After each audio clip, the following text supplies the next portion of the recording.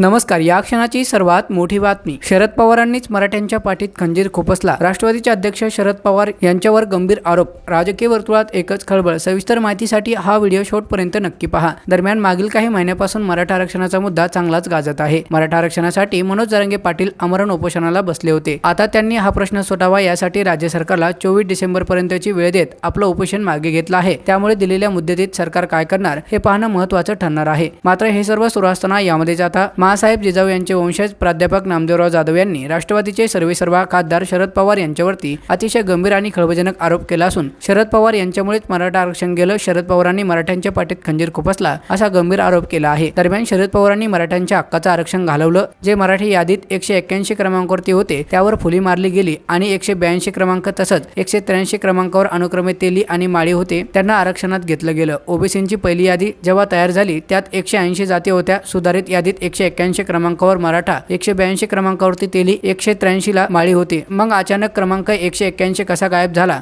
जे आरक्षण 11% होतं ते 14% झालं. तेव्हा लेवा पाटील, लेवा कुणबी आणि लेवा पडीदार या 3 जातीचा समावेश केला. तेव्हा त्यांची कुठली कागदपत्रे घेतली गेली होती? एवढंच नाही तर कोणते आर्थिक किंवा सामाजिक निकष सिद्ध झाले होते असा प्रश्न उपस्थित करत प्राध्यापक नामदेवराव जाधव यांनी शरद पवार यांच्यावरती आरोप केले आहे. एवढंच नाही तर शरद पवार मुख्यमंत्री असताना त्यांनी हे आरक्षण 14 वरून 27% नेलं. मात्र त्यावेळी पवारांनी मुद्दामपणे मराठ्यांना डावलून तेली आणि माळी या 2 जातींचा समावेश करून घेतला. दरम्यान शरद पवारांनी तेली आणि माळी जातींचा ओबीसी मध्ये समावेश केला. आमची त्याला काही हरकत नाही, परंतु मग त्यांचं शैक्षणिक, आर्थिक आणि सामाजिक मागासलेपण का पाहिलं गेलं नाही? शरद पवार मुख्यमंत्री असताना जे काही घडलं त्याच्या चौकशीसाठी श्वेतपत्रिका काढावी. एवढंच नाही तर 23 मार्च 1994 हा मराठ्यांसाठी काळा दिवस ठरला आहे. याचं महत्त्वाचं कारण त्याच दिवशी शरद पवारांनी रातोरात 181 क्रमांक खोडून इतर 2 जातींचा समावेश ओबीसी मध्ये केला होता. डेस्क ऑफिसरच्या सहीने 2 जाती ओबीसी मध्ये घेतल्या गेल्या. त्यांना तातडीने 14% आरक्षण दिलं गेलं आणि त्यानंतर नोकर भरतीही झाली. ओबीसींच्या यादीत तेली आणि माळी समाज घेतल्यानंतर 23 मार्च 1994 पासून आतापर्यंत ज्यांना नोकऱ्या मिळाल्या त्यावर मराठ्यांच्या मुलांचा हक्क होता. आज मराठ्यांची लाखो मुले बेरोजगार आहेत. त्याला कारण हा रातोरात झालेला निर्णय आहे. या निर्णयाला शरद पवार जबाबदार आहे, कारण ते मुख्यमंत्री असताना हा निर्णय घेण्यात आला. त्यामुळे शरद पवारांनीच मराठा समाजाची दिशाभूल केली असून मराठा समाजाच्या पाठीत खंजीर खुपसण्याचं काम हे शरद पवार यांनी केलं आहे असा आरोप नामदेवराव जाधव यांनी केला आहे.